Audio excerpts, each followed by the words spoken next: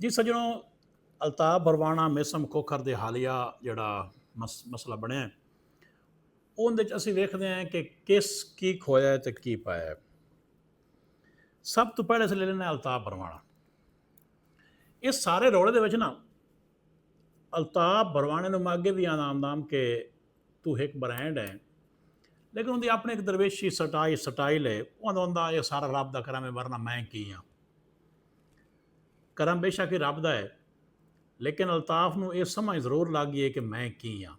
ਜਿਤਨੀ ਮੁਹੱਬਤ ਕਰਨ ਵਾਲੇ ਲੋਕ ਨੇ ਉਹ ਉਹਦੇ ਸਾਹਮਣੇ ਆ ਗਏ। ਇੱਕ ਤਾਂ ਇਹ ਗੱਲ ਹੋ ਗਈ।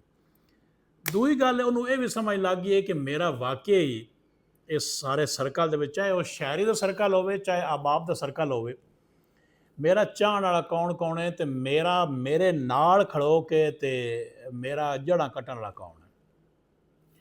ਦੂਸਰੀ ਫਰੀਕ ਹੈ ਜੀ ਮੇਸਮ ਖੋਖਰ। ਮੇਸਮ ਖੋਖਰ ਤੇ ਅਲਤਾਫ ਦੇ ਮੇਸਮ ਖੋਖਰ ਦੇ ਆਪਣੇ ਫਾਲੋਵਰ ਨੇ, ਨੋ ਡਾਊਟ। ਫਰਕ ਇਹ ਕਿ ਮੇਸਮ ਖੋਖਰ ਦੀ ਸ਼ਾਇਰੀ ਨੂੰ ਉਹ ਲੋਕ ਪਸੰਦ ਕਰਦੇ ਨੇ ਜਿਹੜੇ ਨੌਜਵਾਨ ਨਸਲ ਨੇ, ਜਿਹੜੇ ਇੱਕ ਦੂਜੇ ਨੂੰ ਲਲਕਾਰਦੇ ਨੇ, ਨਾ ਇੱਜ਼ਤ ਗੈਰਤ ਇਹ ਉਹ ਕਿ ਕਿਤੇ ਗਿਆ ਹੈ ਤੇ ਹੁੰਗਾਰਾ ਮਾਰਨਾ। ਜਿਹੜੇ ਸੀਰੀਅਸ ਤਬਕਾ ਹੈ ਲਿਟਰੇਚਰ ਦਾ, ਠਹਿਰਾਓ ਵਾਲੇ ਲੋਕ ਨੇ, ਮੈਚਿਓਰ ਉਮਰ ਦੇ ਲੋਕ ਨੇ, ਉਹ ਪਸੰਦ ਕਰਦੇ ਨੇ ਅਲਤਾਫ ਬਰਵਾਣੇ ਨੂੰ।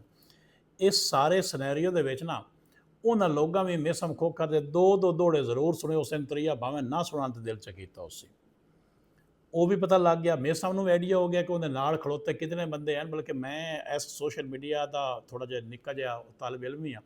ਬਹੁਤ ਸਾਰੇ ਮੇਸਮ ਦੇ ਬਜ਼ਾਹਿਰ ਕਰੀਬ ਖੜੋਤੇ ਬੰਦੇ ਵੀ ਅਲਤਾਫ ਬਰਵਾਣੇ ਦੇ ਹੱਕ 'ਚ ਉਹਨਾਂ ਪੋਸਟਾਂ ਲਾਈਆਂ ਨੇ।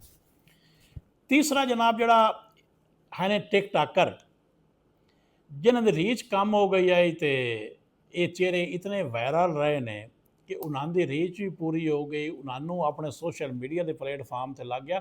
ਉਹਨਾਂ ਬੰਦਿਆਂ ਵੀ ਗੱਲ ਕੀਤੀ ਹੋਈ ਹੈ ਇਸ ਟਾਪਿਕ ਤੇ ਜਿਨ੍ਹਾਂ ਦਾ ਲਿਟਰੇਚਰ ਨਾਲ ਕੋਈ ਲੈਣਾ ਦੇਣਾ ਹੀ ਨਹੀਂ ਹੈ, ਜਿਨ੍ਹਾਂ ਨੂੰ ਜ਼ਿੰਦਗੀ ਦੇ ਵਿੱਚ ਅਲਤਾਫ ਦਾ ਜਾਂ ਮੇਸਮ ਦਾ ਜਾਂ ਕਿਸੇ ਹੋਰ ਸ਼ਾਇਰ ਦਾ ਕੋਈ ਮਿਸਰਾ ਜ਼ਬਾਨੀ ਯਾਦ ਹੀ ਨਹੀਂ ਹੈ।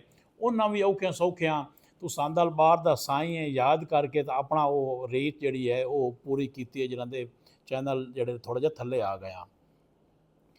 ਇੱਕ ਬੰਦੇ ਹੋਰ ਬੜੀ ਖੂਬਸੂਰਤ ਗੱਲ ਕੀਤੀ। ਉਸ ਮੈਨੂੰ ਆਖਿਆ ਭਾਈ ਇਹ ਸੁਣੇ ਇਸ ਰੌਲੇ ਦਾ ਅਸਲ ਰੌਲਾ ਕੀ ਆ ਜਾਂ ਵਜ੍ਹਾ ਕੀ ਹੈ ਜਾਂ ਫਾਇਦਾ ਕਿਸ ਨੂੰ ਹੋਇਆ। ਮੈਂ ਕਿਸ ਨੂੰ ਹੋਇਆ? ਉਸ ਆਖਿਆ ਇਸ ਰੌਲੇ ਦਾ ਸਾਰਾ ਤੋਂ ਢੇਰ ਫਾਇਦਾ ਹੋਇਆ ਹੈ ਚੌਧਰੀ ਸਾਕਿਬ ਚੱਦੜ ਨੂੰ, ਤੇ ਉਹਨੂੰ ਚਾਹੀਦਾ ਹੈ ਮੇਸਮ ਖੋਖਰ ਵਾਲ ਇੱਕ ਚੰਗਾ ਨੁਕਰਾ ਗੱਲੇ। ਮੈਂ ਆਖਿਆ ਉਹ ਕਿਉਂ? ਉਸ ਆਖਿਆ ਮੇਸਮ ਖੋਖਰ ਇਹ ਬਿਸਰਾ ਨਾ ਲਿਖਦਾ ਤੇ ਸੋਸ਼ਲ ਮੀਡੀਆ ਤਾਂ ਜੀ ਆਮਨਾ ਇਕਬਾਲ ਤੇ ਚੌਧਰੀ ਸਾਕਿਬ ਚੱਦੜ ਦੇ ਬਗੈਰ ਹੀ ਪਿਓ ਦਾ, ਇਹਨੂੰ ਹੱਥ ਤੋਂ ਪਿੱਛਾ ਕੋਈ ਨਹੀਂ ਨੱਠਿਆ। ਇਹ ਸਾਰੇ ਰੌਲੇ 'ਚ ਨਾ ਚੌਧਰੀ ਸਾਕਿਬ ਚੱਦੜ ਨੂੰ ਆਖਿਆ ਜੀ ਉਹ ਉਸ ਨੂੰ ਭੁੱਲ ਗਿਆ। ਹੁਣ ਅੱਜ ਕੱਲ੍ਹ ਮੇਸਮ ਤੇ ਅਲਤਾਫ ਚੱਲਦਾ ਪਿਆ, ਉਹ ਗੱਲ ਪਿੱਛਾ ਚਲੀ ਗਈ। ਜਿੱਤਣ ਤਾਈਂ ਟਿਕਟਾਕਰ ਹਜ਼ਰਾਤ ਨੂੰ ਨਵਾਂ ਟਾਪਿਕ ਨਾ ਮਿਲੇ ਨਾ, ਉਸੇ ਨੂੰ ਹੀ ਛਿੱਲੀ ਆਉਂਦੇ ਨੇ। ਹੁਣ ਕਮੈਂਟਾਂ 'ਚ ਤੁਸੀਂ ਦੱਸਣਾ ਕਿ ਇਹ ਕੀ ਤਜਜ਼ੀਆ ਠੀਕ ਹੈ ਜਾਂ ਇਸ ਤੋਂ ਕੋਈ ਹੋਰ ਫਾਇਦਾ ਵੀ ਕਿਸੇ ਲੋਕ ਬੰਦੇ ਨੂੰ ਹੋਇਆ ਹੈ, ਤੇ ਉਹ ਤੁਸੀਂ ਸਾਨੂੰ ਦੱਸ ਛੱਡੋ। ਇਸ ਵੀਡੀਓ ਨੂੰ ਸ਼ੇਅਰ ਕਰ ਦੇਵੇ। ਸਾਰੇ ਸੱਜਣਾਂ ਦਾ ਭਲਾ ਜੀ। ਬਹੁਤ ਸ਼ੁਕਰੀਆ ਜੀ।